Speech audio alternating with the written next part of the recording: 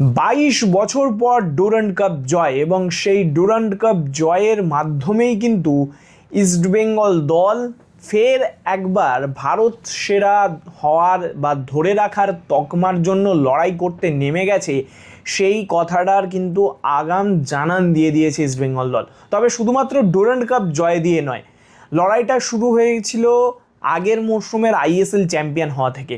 তারপরে এসিএল 2 এর preliminary round, সেখানে কিন্তু বিদেশি দলকে 4-1 গোলে হারিয়ে এসিএল 2 এর গ্রুপ স্টেজে জায়গা করে নিয়েছে ইস্টবেঙ্গল এবং তারপরেই কিন্তু চিরপ্রতিদ্বন্দ্বী মোহনবাগানকে ডুরান্ড কাপের ফাইনালে তাও আবার 4-1 গোলে হারিয়ে এই যে তাদের জয়যাত্রাটা চলছে, এই জয়যাত্রাটাকে অব্যাহত রাখছে এই মুহূর্তে ইস্টবেঙ্গল। তবে একটা দলের যে জয়যাত্রাটাকে চালিয়ে নিয়ে যেতে হয় তার জন্য কিন্তু অনেকগুলো জিনিসের প্রয়োজন আছে।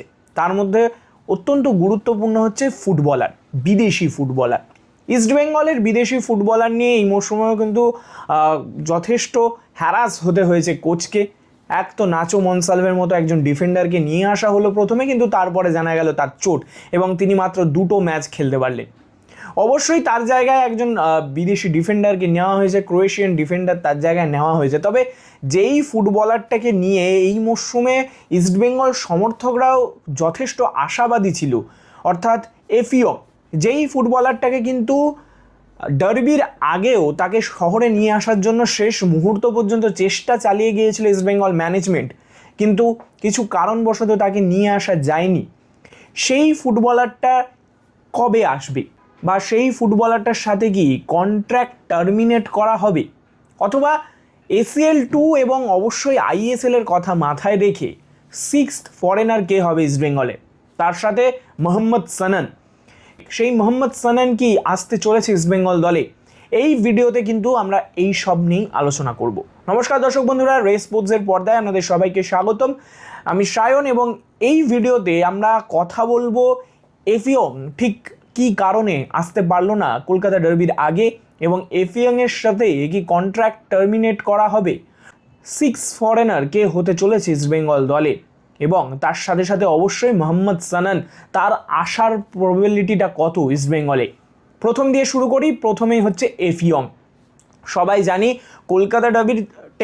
কলকাতা ডার্বির 24 ঘন্টা আগেও কিন্তু ইস্টবেঙ্গল ম্যানেজমেন্ট শেষ মিনিট পর্যন্ত চেষ্টা চালিয়ে গিয়েছিল এফিয়ং যাতে কলকাতায় আসতে পারে এবং ডার্বিতে খেলতে পারে, কিন্তু একদম শেষ মিনিট চেষ্টার পরেও তাকে শহরে নিয়ে আসা যায়নি। কী কারণে তাকে নিয়ে আসা যায়নি? সূত্রের খবর কিন্তু বলছে এফিয়ংয়ের কাগজপত্রে বা কিছু ডকুমেন্টে কিছু ভুল ছিল, অর্থাৎ ইস্টবেঙ্গল ম্যানেজমেন্টের তরফ থেকে যে ডকুমেন্টস সাবমিট করার থাকে সেইখানে কিন্তু কোনো রকম ভুল ছিল না। ভুল ছিল এফিয়ংয়ের যেগুলো পার্সোনাল ডকুমেন্ট, সেই ডকুমেন্ট থেকে কিছু ভুল ছিল এবং সেই কারণেই কিন্তু তার ভিসাটা বাতিল হয়। সূত্রের খবর এটাও যে এফিয়ং কিন্তু সেই সমস্যাগুলোকে মিটিয়ে ফের একবার ভিসার জন্য অ্যাপ্লাই করে দিয়েছে এবং সব কিছু ঠিকঠাক থাকলে সেপ্টেম্বর মাসের প্রথম সপ্তাহে কিন্তু কলকাতা শহরে আসতে চলেছে এফিয়ং। এবং এটাও বলে রাখা ভালো, কন্ট্রাক্ট এই মুহূর্তে টার্মিনেট হচ্ছে না, কিন্তু এই সমস্যা যদি ফের একবার দেখা যায় সেক্ষেত্রে কিন্তু ইস্টবেঙ্গল ম্যানেজমেন্টকে কঠিন সিদ্ধান্ত নিতে হতে পারে এবং সেখানে এফিয়ংয়ের জায়গায় কিন্তু অন্য ফুটবলারদের দিকে নজর রাখতে হবে। তবে ইস্টবেঙ্গল ম্যানেজমেন্ট আশাবাদী এই সমস্যাটা কিন্তু যত তাড়াতাড়ি সম্ভব এবং যত দ্রুত কিন্তু এই সমস্যাটা মিটে যাবে এবং এফিয়ংকে কিন্তু শহরে নিয়ে এসে ইস্টবেঙ্গল জার্সিতে খেলতে দেখতে চাইছে ইস্টবেঙ্গল ম্যানেজমেন্ট। এবং এই তো গেল এফিয়ংয়ের খবর, কিন্তু 6th ফরেনার কে হতে চলেছে ইস্টবেঙ্গলের 6th ফরেনার? যদি একটু কানাঘুষো শোনা যায়, সবাই নামটা ইতিমধ্যে জেনে গেছে, সেটা হচ্ছে ইকের গুরেচেনা, যিনি কিন্তু ভারতীয় ফুটবল সম্পর্কে ওয়াকিবহল, কারণ তিনি এফসি গোয়ার হয়ে খেলেছেন এবং শুধু খেলেছেন বললে হয়তো ভুল হবে, এফসি গোয়ার আক্রমণের এক সময় কিন্তু মূল কারিগর ছিলেন এই গুরেচেনা। তার প্রধান যে বৈশিষ্ট্য, তার যে এক্সপিরিয়েন্স, সেই এক্সপিরিয়েন্সটার পুরোটাই কিন্তু তিনি মাঠে ব্যবহার করেন। কখনো আক্রমণাত্মক ফুটবল, তার পাশাপাশি যখন প্রয়োজন হয় তখন টাইম ওয়েস্টিং অথবা ডিফেন্সিভ যেমনই বলুন না কেন সেই ধরনের ফুটবল খেলতে কিন্তু এক্সপার্ট এই ইকার গুরেচেনা। এবং এই ইকার গুরেচেনা কিন্তু একাধিক পজিশনে খেলতে পারে। নাম্বার 10 স্ট্রাইকার, সেকেন্ড স্ট্রাইকার অথবা দুই উইংয়ের যে কোনো দিকে।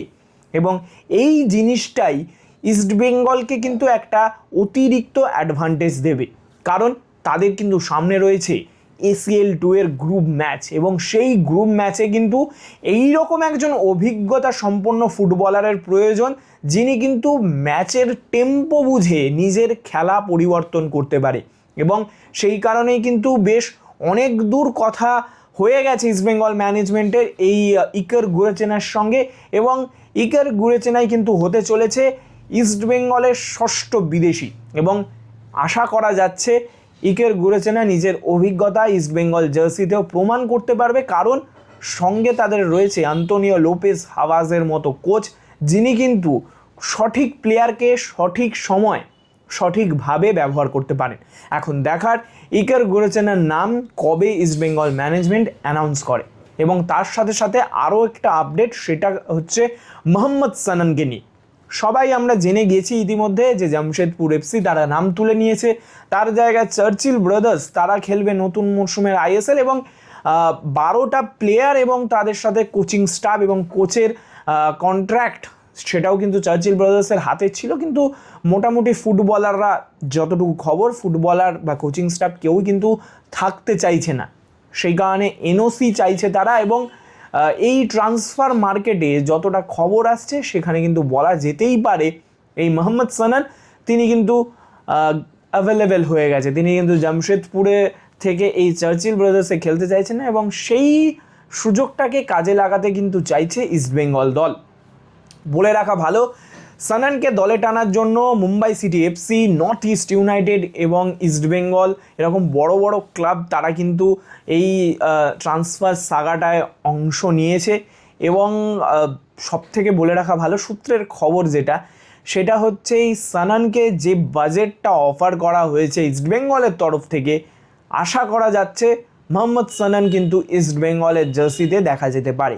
এবং এখন দেখার মোহাম্মদ সানান আসলে কিন্তু ইস্টবেঙ্গলের যে এই ভারতীয় লাইন আপ যে অ্যাট্যাকটা তৈরি হবে সেটা কিন্তু আরও ভেরিয়েশন আসবে, আরও অপশন থেকে যাবে কিন্তু আন্তোনিও লোপেজ হাভাজের হাতে, যেটা কিন্তু ACL2 হোক কিংবা ISL সেখানে কিন্তু যথেষ্ট ভালোভাবে ইউজ করতে পারবেন হাভাজের হাতে অনেক অপশন থাকবে। একজন কি ফুটবলার না থাকলে কিন্তু আরও ফুটবলার কিন্তু বেঞ্চ থেকে এসে ম্যাচ জেতাতে পারবে, এই ম্যাচ উইনার ফুটবলার কিন্তু থাকবে হাভাজের হাতে।